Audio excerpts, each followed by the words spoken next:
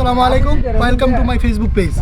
আজকে আমাদের কুলিয়াটি দক্ষিণপাড়া যুব সমাজের উদ্যোগে আজকে একটি ইফতারি পার্টির আয়োজন করা হয়েছে। উক্ত আয়োজনটি আমরা সবাই মিলে করতেছি, ছোটো বড়ো সবাই মিলে। আর আপনারা সবাই ভিডিওটা দেখেন, তাহলে দেখতে পারবেন কীভাবে আমরা কী করি।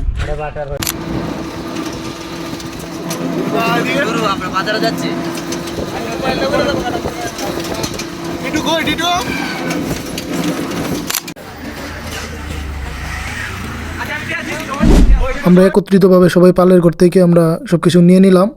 তারপরে আমরা গেলাম কাঁচা বাজারে গিয়ে আমরা শসা, গাজর যা যা লাগে সব কিছু নিয়ে নিলাম। সাথে কলা নিলাম, খেজুর নিলাম, ফল টল যা আছে সব কিছু নিলাম। তারপর আমরা তরমুজ নিতে গেলাম, তরমুজ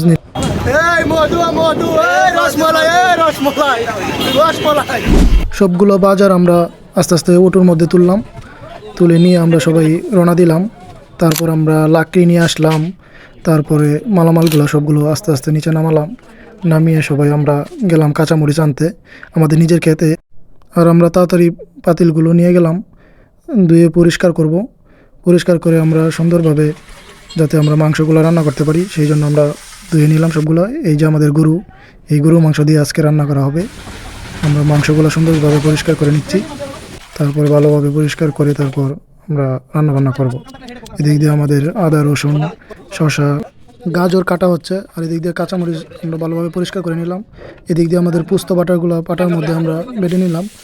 তারপর আমরা চালগুলো ভালোভাবে পরিষ্কার করে ধুয়ে নিয়ে আমরা যাব। আর এদিক দিয়ে আমাদের সুন্দরভাবে আমাদের রাঁধুনি মশলাগুলো দিয়ে সুন্দরভাবে একটা মিক্স করবে, যা রসালো মাংস। তারপরে আমরা এটি বিরিয়ানি তৈরি করা হবে।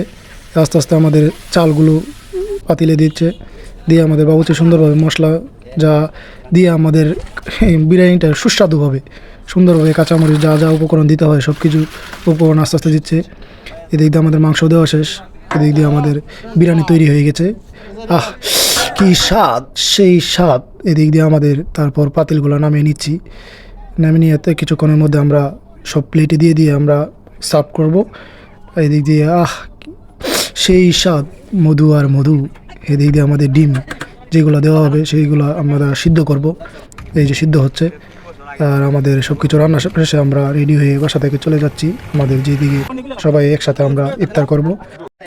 আর এদিক দিয়ে আমাদের তরমুজগুলো সুন্দর করে পিস করে নিচ্ছি। এদিকে আমরা কলা, ডিম, আর এদিক দিয়ে আমাদের শরবত তৈরি করা হচ্ছে স্যালাইনগুলো দিয়ে। আর আস্তে আস্তে আমরা প্লেটে আমাদের বিরিয়ানি, সালাদ যা যা আছে সবগুলো আমরা দিয়ে আমরা পরিবেশন করতেছি। এদিকে শরবত আমাদের গ্লাসে দিয়ে দিলাম। সব কিছু সবার সামনে দেওয়ার পরে আমরা সবাই বসে গেলাম সুন্দরভাবে। কি শান্তি। আসলে আমাদের কুলিয়াটি দক্ষিণপাড়া যে যুব সমাজের উদ্যোগে সবাই মিলে একত্রিত হয়ে যে আমরা ইফতারটা করি, সেটা আসলে একটা মহব্বতের ইফতার। কারণ এভাবে সবাই মিলেমিশে ইফতার করাটা সবার ভাগ্যে থাকে না।